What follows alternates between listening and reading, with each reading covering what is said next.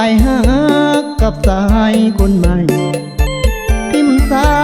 คนจนคืออายบ่หวังใดกับน้องคุณงามถ้าน้องอย่าหักอายบ่ห้ามเจ้าดอกลาไปเลยควันตาถ้าน้อง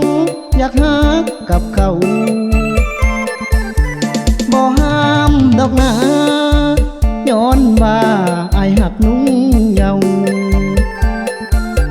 ถ้าน้องหักเขาสิห้ามเจ้ากะบ่พัง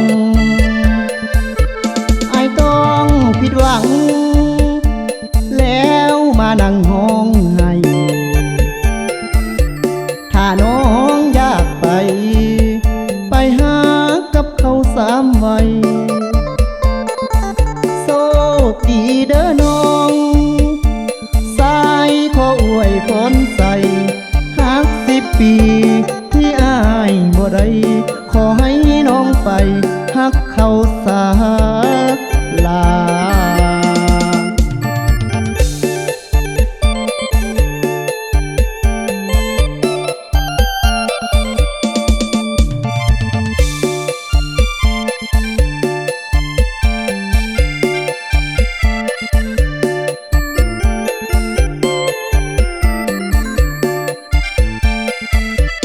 ถ้าน้องอย่าหั